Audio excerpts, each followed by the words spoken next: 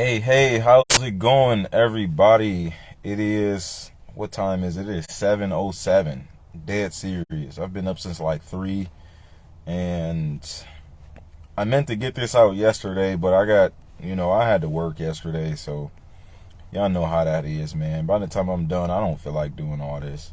Like, I'm gonna just keep it real.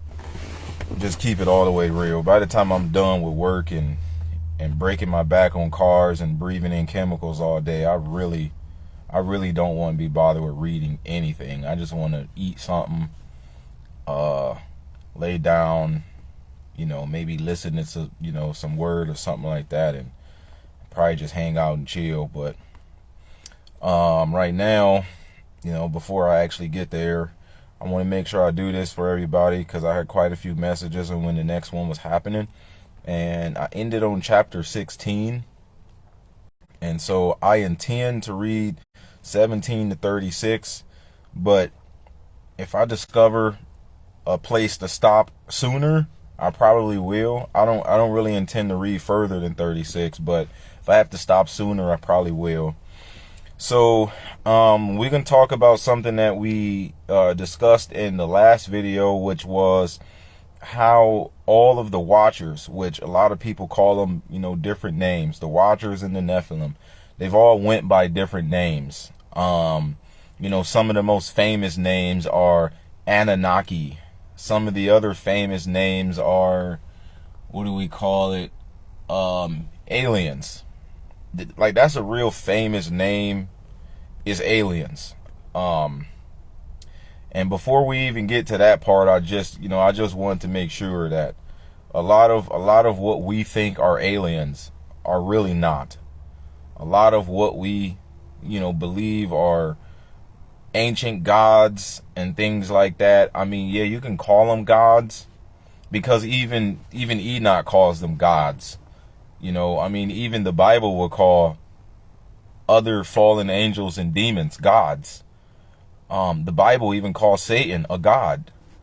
So when God tell you not to worship other gods, like he don't have a problem with, it's his problem with worshiping other gods is not because other gods don't exist and you're doing something that doesn't matter. No, he has a real problem with it because what we think are other gods are really things that really do exist. And he know what their mission is, and he know where they come from, and he know where they're gonna end up. He know what they're gonna deceive humanity into doing. So whenever you hear things about aliens, superhuman people, and different kinds of creatures and stuff like that we've never found on Earth, different kind of spacecraft, that stuff come from somewhere, and chances are it does not come from another planet. Most of the time it was already made here on Earth. It's just that it was made here on Earth with technology we don't have access to, and that's why we think it just blew off from some other planet or some other dimension or something crazy like that. Another dimension, we can call it that. We can probably call it that because when heaven is not on another planet, it's probably not even located in our universe. It's probably somewhere above and across from our universe, somewhere else. We just don't really have access to being able to go and investigate that ourselves. So all we can really do is listen to what everybody else say it is, and sometimes they don't really tell you the truth. So before it's time for me to go to work, I really just want to make sure I get this out here for you guys. We're going to start at chapter 17. This is still the book of the Watchers of the book of Enoch. And the book of the Watchers end at chapter 36. That's why I said I was going to read up to chapter 36. Actually, no. Yep. The book of the Watchers end at chapter 36. So that's why my goal was to end at chapter 36. And I do have free ebook copies of this if anybody want one. In fact, I might just put it in the comments so that way, if you don't want to wait on me to read it, and you can always go and read it, but at the same time, you like you might want the interpretation of it from a biblical mindset. And they took and brought me to a place in which those who were like flaming fire, and when they wanted, they appeared as men. Let me stop right there. So in the last video, I talked about how the Watchers took wives. Okay, I really didn't think to say this at the time, but I talked about how they could have actually, genuinely formed relationships with these women, or they could have took them by force. But there's another thing that we can look at, and the only evidence of my point of view on this is found in the book of Enoch, in the book of Noah. There's a book of Noah in the book of Enoch. They can shapeshift and appear as men, but these are other angels he's talking about. He's not talking about the Watchers here. He's talking about other angels, and they can shapeshift and appear as men. So chances are, when the Watchers took wives for themselves, they probably came in the form of their own husbands. Because when Noah was born, Noah's dad thought Noah was a child of the Watchers because of how his eyes glue up, and the color of his hair, and the color of his skin. And Noah's dad freaked out and really thought Noah was a Nephilim because of what he looked like. You know what I'm saying? So, and chances are Noah's dad's wife didn't go and sleep with an angel. You know what I mean? So like Noah's dad probably thought like, man, you got food into this too? Like, you know what I mean? So yeah, they can always shapeshift and come in the appearance of men. The Bible says, be careful how you entertain strangers, because you can entertain angels unaware. Okay. And they brought me to a place of darkness and to a mountain, the point of whose summit reached to the heaven. And I saw the places of the lights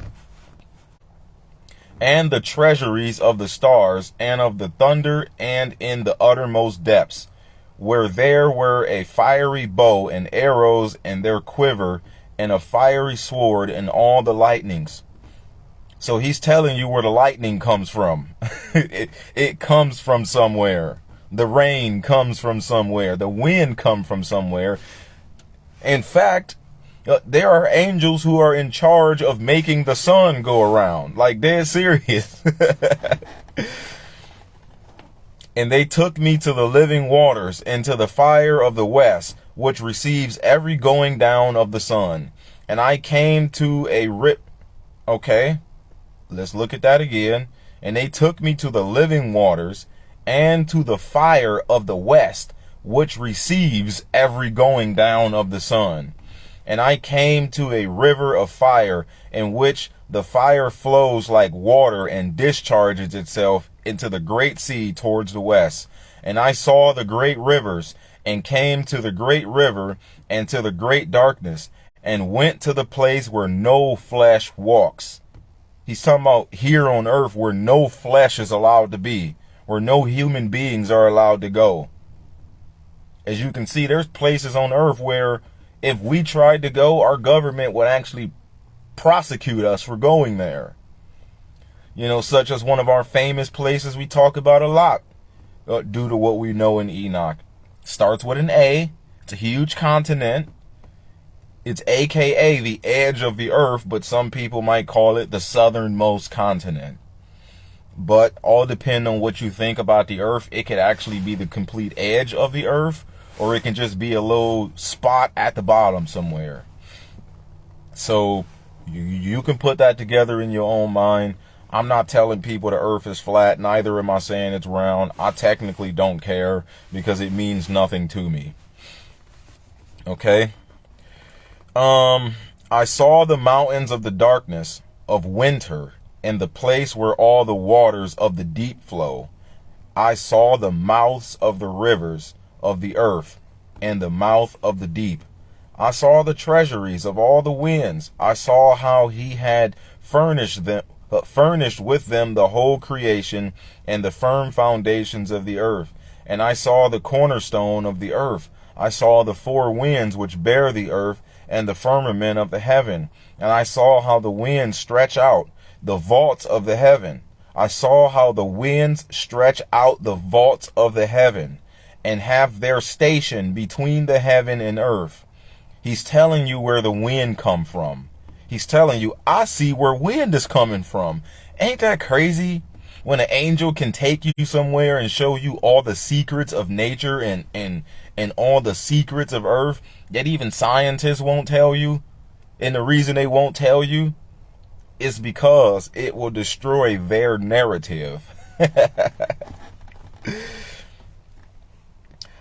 I saw the winds of the heaven which turn and bring the circumference of the sun, and all the stars to their going down. I saw the winds on the earth carrying the clouds. I saw the paths of the angels. I set at the end of the earth the firmament of the heaven above, and I proceeded and saw a place which burns day and night, where there are 7 mountains of magnificent stones, 3 towards the east and 3 toward the south.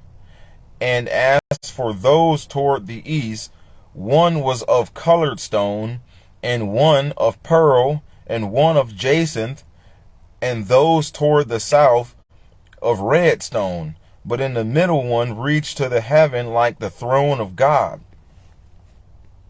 of alabaster, and the summit of the throne was of sapphire. And I saw a flaming fire, and beyond these mountains is a region, and the end of the great earth. There the heaven were complete. And I saw a deep abyss with columns of fire of the heaven, and among them I saw columns of fire fall, which were beyond measure, alike toward the height and toward the depth.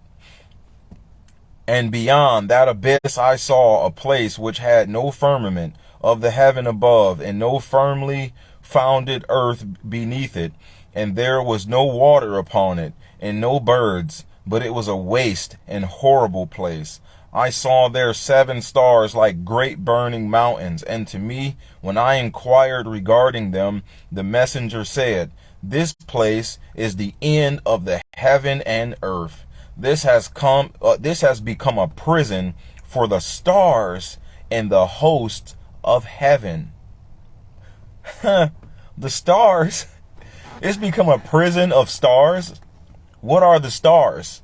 If the stars can be put in a prison, they must be living beings. Correct? Maybe he's not talking about them stars. Maybe he is. Maybe he is. Because the host of heaven has been called stars plenty of times. And the stars fell from heaven. Book of Revelation. Come on, man. All right. And the stars which roll over the fire are they which have transgressed the commandment of God in the beginning of their rising, because they did not come forth at their appointed times. And he was wroth with them, and brought them till the time when their guilt should be completely ended for 10,000 years. And Uriel is an angel, an archangel, said to me, Here shall stand the angels who have connected themselves with women, and their spirits, assuming many different forms, are defiling mankind, and shall lead them astray into sacrificing to demons as gods. Man, shall lead them astray into sacrificing demons to demons as gods, to the day of the great judgment, in which they shall be rightly ruled till they are made an end of. And the women also of the angels who went astray shall become demons. In fact, another translation of this, like the R.H. Charles translation of this, actually said that they became sirens. But sirens are demons. And sirens were actually called mermaids. You know, mermaids were considered to be sirens, and those were women who were demonically created, if you want to be technical, because they're part human, part fish, or some crazy mess like that, which a lot of this stuff was going on back then. The gene pool was corrupt. And they used to lead men on the sea astray to their deaths. But the book of Enoch said that they would become sirens. This translation said that they become demons, which a siren is a demon. It's just that demon is a general term for all forms of demonic beings, pretty much. So yes, mermaids are demonic beings, just in case no one knew. So please just make sure you watch what you let your kids, you know, like, be inspired by sometime, I guess. I guess just keep an eye on it. And I, Enoch, alone saw the vision, the end of all matters, and no man shall see as I have seen. And these are the names of the holy angels who watch. Let's go up. Uriel, one of the holy angels who is over the world and over Gehenna. Uriel rules over hell. Dead serious. Like, there's an angel of God who literally rules over hell. Raphael, one of the holy angels. If I accidentally say the word messengers, just know that that means angels. It just says it here, and I have to say it that way so y'all know what I'm talking about. Who is over the spirits of men. Raguel, one of the holy angels who takes vengeance on the world of the lights. Michael, one of the holy angels, in order that he is appointed over the best part of mankind and over disorder. He's an angel of war. Saraka, I can't say his name. One of the holy angels who is appointed over the spirits who sin in the spirit. And Gabriel, one of the holy angels who is over paradise and the serpents and the cherubim. And Ramiel, one of the holy angels who Elohim, who God appointed over those who rise, over those who come to Christ. You know, he appoint that angel, you know, to be in charge of things in our lives. And I proceeded to where matters were disordered. And I saw there some horrible matter. I saw neither a heaven above nor a firmly founded earth, but a place disorderly and horrible. And there I saw 7 stars of the heaven bound together in it, like great mountains, and burning with fire. Then I said, for what sin are they bound? And on what account have they been cast in there? Then spoke Uriel, one of the holy angels who was with me, and was chief over them, and said, Enoch, why do you ask? And why are you eager for the truth? Like, why are you asking me questions, man? Like, that's... He just said, like, why are you asking me so much, bro? Like, for real, like, you bothering. Enoch was probably like annoying little brother to him or something like that. Like, come on, man, why you gotta ask me everything, man? Like, you always want me to say something. All right. These are the number of the stars of the heaven, which have transgressed the commandment of God, and are bound here till 10,000 years, and the time entailed by their sins are ended.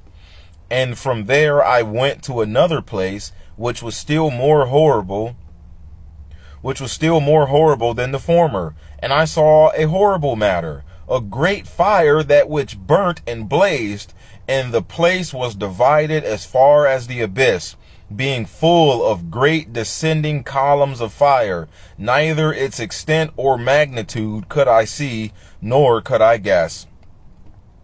Then I said, how fearful is this place, and how horrible to look upon? Then Uriel answered me, one of the holy angels who is with me, and said unto me, Enoch, why have you such fear and terror? And I answered, because of this fearful place, and because of the spectacle of the pain. And he said unto me, this place is the prison of the angels, and here they will be in prison forever.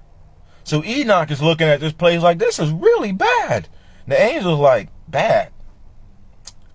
Man, that's what they supposed to have got. Like, I mean, come on, man. You don't know what bad is. You should have seen the war in heaven. You know, you should have seen what they did to earth. I'm sure you were there. You looking at this place like it's bad. If only you knew how bad it really is. Man. And then I went to another place, and he showed me in the west another great and high mountain of hard rock, and there was in it 4 hollow places, deep and wide and very smooth. How smooth are the hollow places, and deep and dark to look at. Then Raphael answered one of the holy angels who was with me, and said unto me, these hollow places have been created for the very purpose that the spirits of the beings of the dead should assemble there, even that all the beings of the children of men should assemble here. So when people die, they go to a holding tank. You know, they go to a holding tank until the judgment. And these places have been made to receive them to the day of their judgment, until their appointed time, to the great judgment upon them. I saw the spirits of the children of men who were dead, and their voice went forth to the heaven and petitioned. And I asked Raphael, the messenger who was with me, and I said unto him, this spirit, whose is it, whose voice goes forth and petitions? And he answered me, saying, this is the spirit which went forth from Abel, who his brother Cain slew, and he makes his petition against him, till his seed is destroyed from the face of the earth, and his seed is annihilated from amongst the seed of men. Abel is still crying out to God for what happened. Still. I mean, just really think, the people that die, they go somewhere. They don't just vanish. And when things happen to them in their lives that cause them to die, they're crying out to God for vengeance. You know what I'm saying? This is like, I mean, think about the millions of babies that get sacrificed to a demon as a god in clinics every freaking year. Their blood is crying out to God day and night, believe it or not. Just because you can't see it does not mean it does not exist, okay? I mean, but you could always choose to not believe this, you know what I'm saying? I mean, that's your choice too. All right. Then I asked regarding it, and regarding all the hollow places, why is one separated from the other? And he answered me and said unto me, these 3 have been made that the spirits of the dead might be separated, and such a division has been made for the spirits of the righteous, in which there is the bright spring of water, and such has been made for sinners when they die and are buried in the earth, and judgment has not been executed on them in their lifetime. Here their spirits shall be put aside in this great pain to the great day of judgment and punishment and torment of the accursed forever, and retribution for their spirits. There he shall bind them forever. So there's 2 holding tanks. You know, there's one for the righteous and one for the unrighteous. In the holding tank of the righteous, there's a bright spring of water. The holding tank for the unrighteous is great pain and terror. And that's before you go to the lake of fire. I mean, so you go to Gehenna first. I mean, you go to hell first, and then hell is then threw in the lake of fire. You know what I'm saying? So that's 2 punishments right there. And such a division has been made for the spirits of those who make their petition, who make disclosures concerning their destruction, when they were slain in the days of the sinners. Such has been made for the spirits of men who were not righteous, but sinners, who were complete in transgression. And of the transgressors they shall be companions, but their spirits shall not be slain in the day of judgment, nor shall they be raised from there. Then I blessed the Lord and said, Blessed be the Master, Lord of righteousness, who rules forever. From there I went to another place to the west of the ends of the earth, and I saw a burning fire which ran without resting, and did not cease from its course day and night, but regularly. And I asked, saying, What is this which does not rest? Then Raguel, one of the holy messengers, who was with me, answered me and said unto me, This course of fire which you have seen is the fire in the west which pursues all the lights of the heaven. Do y'all know what I'm talking about? And from there I went to another place of the earth, and he showed me a mountain range of fire which burnt day and night. And I went beyond it and saw 7 magnificent mountains, all differing each from the other, and the stones were magnificent and pleasant, magnificent as a whole, of magnificent appearance and fair exterior. 3 toward the east, 1 founded on the other, and 3 toward the south, 1 upon the other, and deep rough ravines, none of which joined with any other. And the 7 mountains was in the midst of these, and it excelled them in height, resembling the seat of a throne. And fragrant trees encircled the throne. And amongst them was a tree such as I had never yet smelled, neither was any amongst them, nor were others like it. It had a fragrance beyond all fragrance, and its leaves and blooms and wood withered not forever. And its fruit is pleasant, and its fruit resembles the dates of a palm. Then I said, How pleasant is this tree, and fragrant, and its leaves are fair, and its blooms very delightful in appearance. Then answered Michael, one of the holy and honored angels, who was with me, and was their leader. And he said unto me, Enoch, why do you ask me regarding the fragrance of the tree, and why do you want to learn the truth? So here's another angel. Enoch, why are you asking me so much, man? Enoch probably sitting there with scrolls and a feather pen, just, another mountain, and oh, that mountain's bigger than that mountain. Hey, what is that tree right there? Why you want to know all that, man? Then I answered him, saying, I want to know about all matters, but especially about this tree. And he answered, saying, This high mountain which you have seen, whose summit is like the throne of God, is his throne, where the holy great one, God of the eternal sovereign, will sit, when he shall come down to visit the earth with goodness. So he got a throne here too. That's crazy. He got a throne everywhere. He just come here, I got me a throne. He go back to heaven, I got me a throne. You know what I'm saying? Hey man, he hopping his even the cherubim carry him on the throne. He probably got a throne everywhere he go. All right. And as far as this fragrant tree, no mortal is permitted to touch it till the great judgment. What tree might this be, guys? When he shall take vengeance on all and bring to its end forever, it shall then be given to the righteous and holy. Its fruit shall be for food to the elect. It shall be transplanted to the holy place, to the temple of God, the eternal sovereign.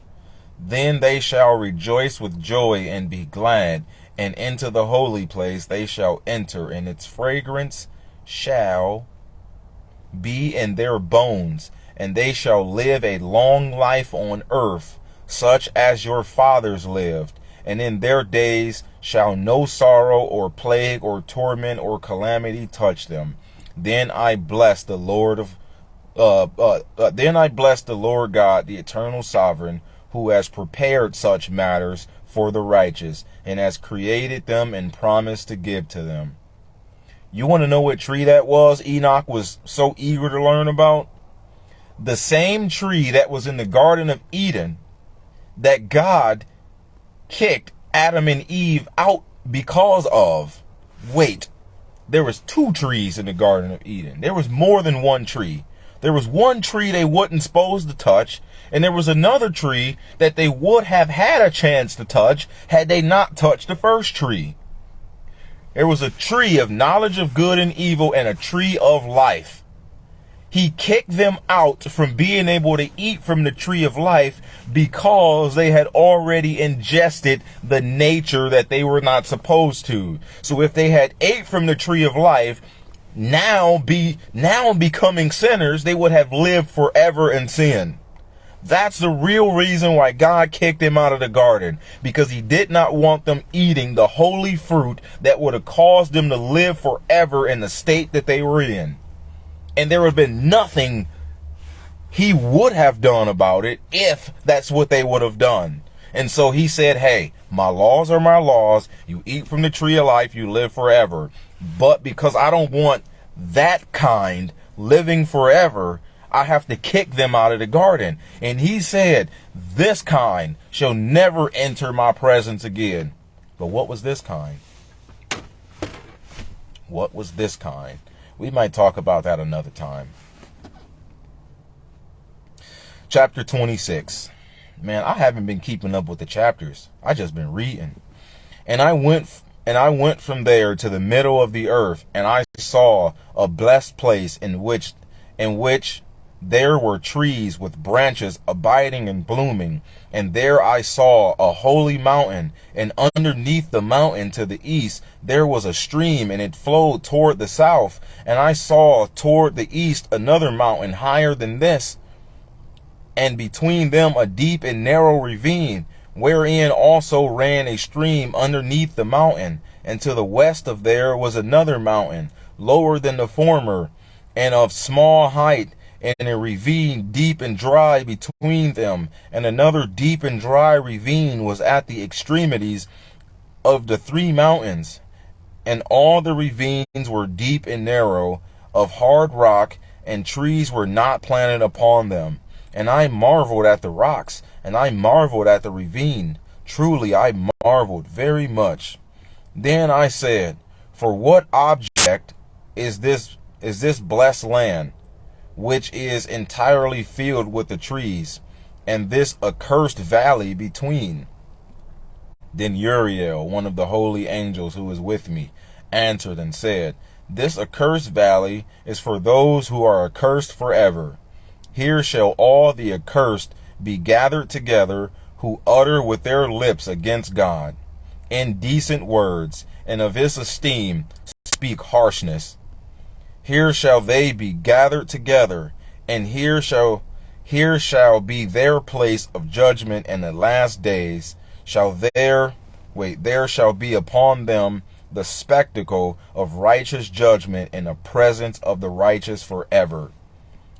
Here shall the compassionate, blessed God of esteem, the eternal sovereign, in the days of judgment over the former, they shall bless him for the compassion in accordance with which he has assigned them. Then I blessed the Lord and proclaimed his glory and exalted him magnificently. And then I went towards the east into the midst of the mountain range of the desert, and I saw a wilderness, and it was solitary, full of trees and plants. It almost seemed like every time he goes somewhere, he see the same stuff. He just be like, oh, more trees. Oh, another valley. Oh, more mountains. Oh, the same angels are still with me too. All right. And waters gush forth from above, rushing like plentiful watercourse toward the northwest. It caused clouds and dew to ascend on every side. And then I went to another place in the desert, and approached to the east of this mountain range. And I there saw aromatic trees, exhaling the fragrance of frankincense and myrrh. And the trees also were similar to the almond tree. And beyond these, wait a minute. And beyond these I went far to the east, and I saw another place, a valley of water, and therein was a tree, the color of fragrant trees, such as the gum tree. And on the sides of those valleys I saw fragrant cinnamon, and beyond these I proceeded to the east. And I saw other mountains. Man, always seeing some mountains. And among them were groves of trees, and there sweet liquid flowed forth from them, which is named Sarara. I can't say that. And Galbanum. I can't say that either. I'm sorry. My vocabulary is like, I don't even know. And beyond these mountains, I saw another mountain, always seeing a mountain, to the east of the ends of the earth. I ain't gonna lie to y'all, like this part of the book of the Watchers and the book of Enoch really just kind of bores me, because it almost seemed like all this dude see is mountains and rivers and valleys and holes in the ground. Like for real, and trees and smells and I don't even know. And when one burnt it, it smelled sweeter than any fragrant odor. And after these fragrant odors, as I looked toward the north over the mountains, I saw 7 mountains full of choice nard and fragrant trees, and cinnamon and pepper. And then I went over the summits of all these mountains, far toward the east of the earth, and passed above the eastern sea, and went far from it, and passed over the the angel Zatiel. I've never heard of that angel. And it might be a different name. Let me see. It might be actually pronounced differently. And I came to the garden of righteousness, and saw beyond those trees many large trees growing there, and of pleasant fragrance, large, very pleasant and great, and the tree of wisdom, of which they eat and know great wisdom. That tree is in height like the fir, and its leaves are like the carob tree, and its fruit is like the clusters of the vine, very lovely. And the fragrance of the tree penetrates afar. Man, that's probably why Eve fell in love with it, because even Enoch is sitting here saying, man, that tree with all that wisdom is very lovely, and I can just smell it, like, man. And Eve probably was sitting there like, that tree, that serpent, man, what you got me doing, bruh? Okay, then I said, how lovely is this tree, and how good to look at. Then Raphael, the holy angel who was with me, answered me and said, this is the tree of wisdom, of which your elderly father and your aged mother who were before you have eaten, and they learned wisdom, and their eyes were open, and they knew that they were naked, and they were driven out of the garden. And from there I went to the ends of the earth and saw the great beasts. So, okay, like, let's stop right here, right? So, like, this is just my opinion, honestly. I believe that the tree of knowledge and good and evil was intended to be eaten by people. I really do believe that. I believe that God did not set it there just for them to look at it and not eat it. Everything he makes has a purpose. I truly believe that they were supposed to have first eaten from the tree of life before they then went and touched that. But they did it backwards. Hey, you see how doing things backwards can cause such great problems? You know what I mean? Like he said, just don't touch that tree. Like, whatever you do, I got a plan for that tree, just not right now. You guys only been here. I don't know how long they was alive before all of that happened. It could have been years. It could have been days. Who knows? Bible just doesn't say it. But honestly, I think they were probably surfing around for months. You know, because I don't really think that it would take years for somebody to form a temptation like that. I think that if they were already floating around that garden for years, they probably would have just let the tree go by then. You know, so it probably could have been a period of months before they were like, man, I wonder what that's all about for real. Like, you know what I'm saying? All right. And from there I went to the ends of the earth and saw the great beasts, and each differed from the other, and birds also differing in appearance and form and voice, the one differing from the other. And to the east of those beasts I saw the ends of the earth, whereon the heaven rest, and the portals of the heaven open.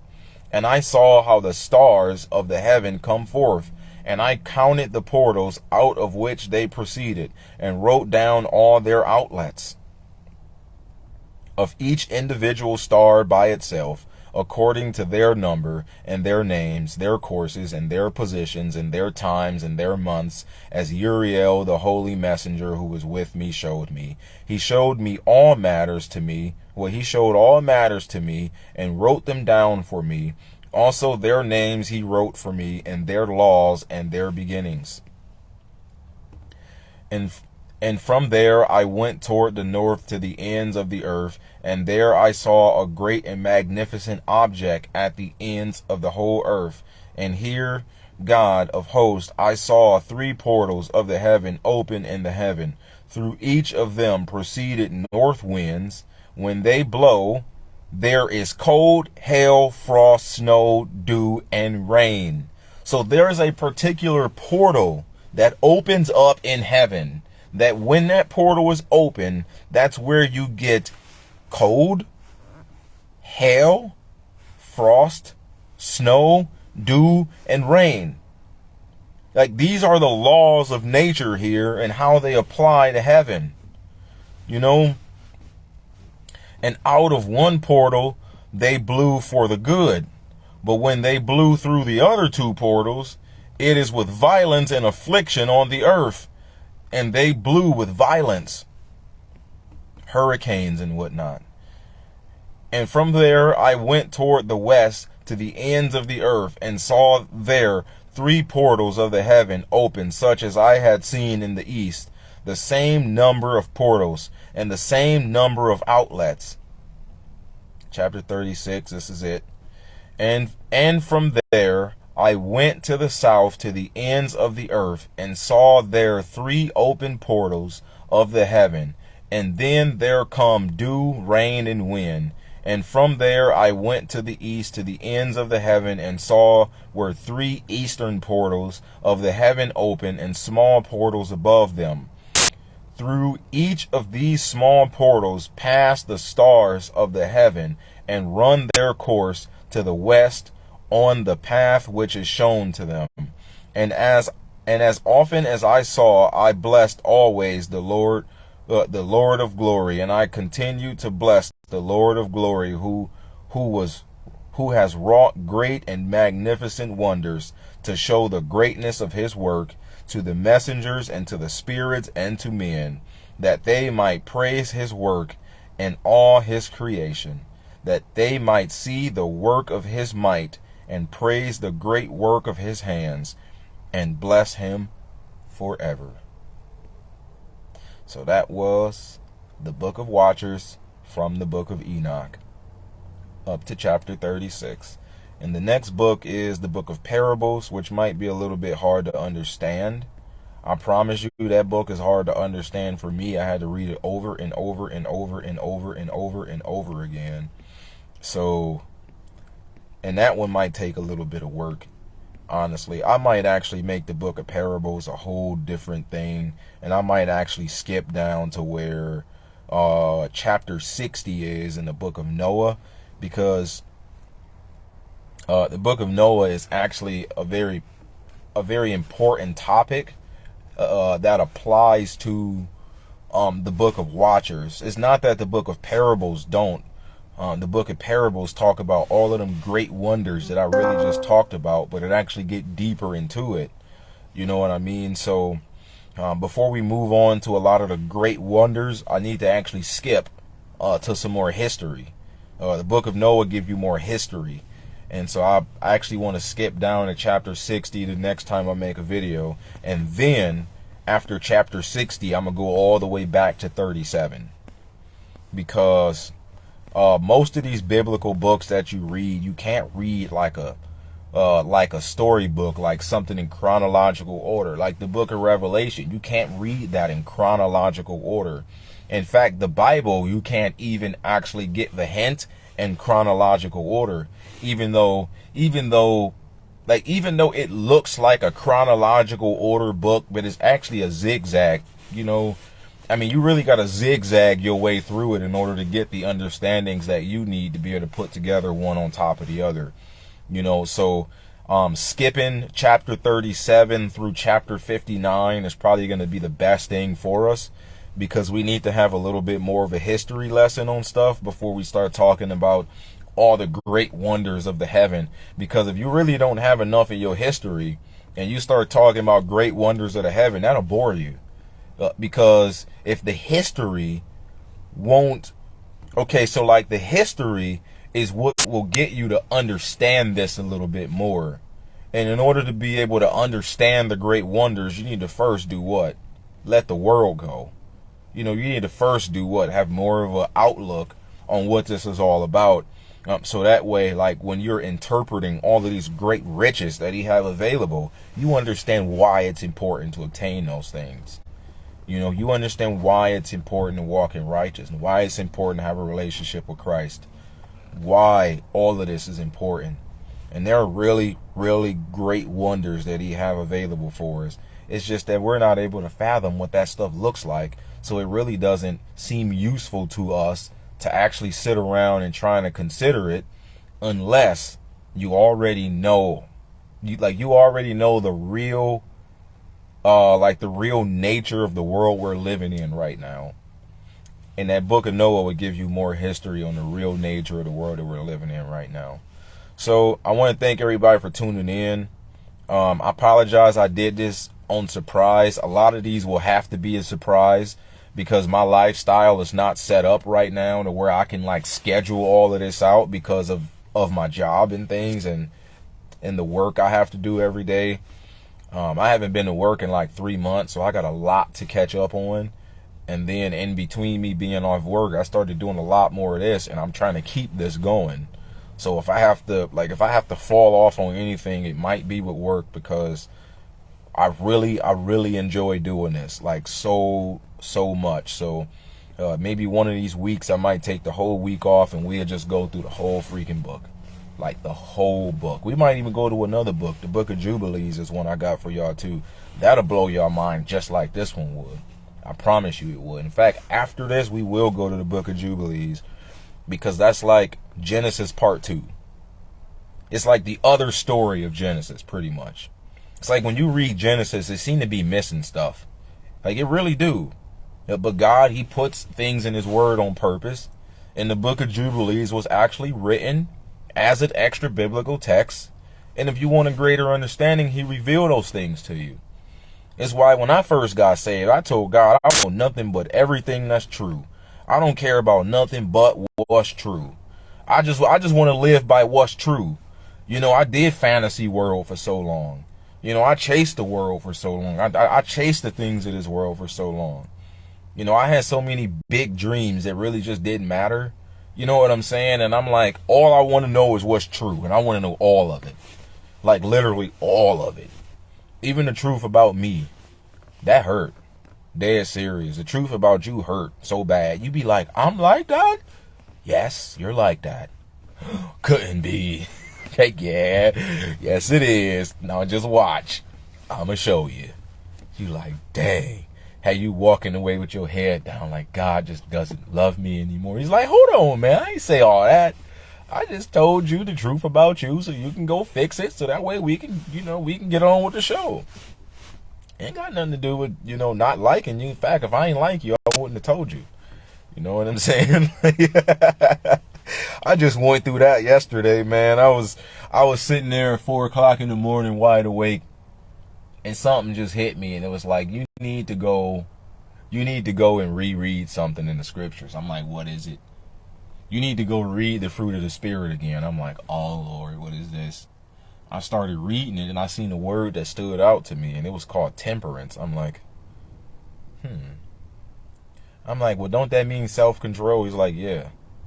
Okay, so why you pointing that out to me? He's like, go and find the definition of what temperance actually is, and it'll give you a greater understanding of what kind of self-control. And I'm like, He was like, you haven't really been expressing self-control in a particular area of your life. That's why I've been telling you not to do XYZ, not to say XYZ, and not to go to XYZ place. You've been doing really good at listening to that, but now I need to show you why. And I'm like, oh, so you mean to tell me I'm evil? Just like, no, dude, no. I'm just trying to let you know that you still got a low. Something you need to work on right there, man. And you've been doing pretty good so far. But all I'm just trying to show you is why. So whenever you discover the truth about yourself, man, just, don't be let down and things like that. But, that's one of the hardest truths to understand. But, truths like this about heaven and earth, that's so much easier to swallow down than, man, the truth about yourself. Because, like, realistically, our human bodies, spirits, and souls are as vast as planets are. Like, dead serious. Like, he's stuck an entire planet inside of something this small. And so all the laws of how planets and everything like that work is the same way inside our body. We just a lot smaller. So there's so many areas of us that need to be worked on. It's pathetic. And you would never know until you come to Christ. You would never know. Everybody think they're a good person until they get saved. But, like, I know that's off topic and stuff like that. But, I just thought I might throw that in. I need to make a lot more videos just talking about stuff. Me and Haley was just talking about that the other day. She was like, we need to just make videos just talking about things, just basic topics of life, and having like open question and answer sessions. So that might be something we might do in the future though. But we got a new Bible study coming up that I might end up releasing today or tomorrow. So just stay tuned. And I'm glad that everybody watched this morning. I know it's like 8 o'clock in the morning and stuff like that. So, go have your coffee, go head out to work and tell everybody what you learned.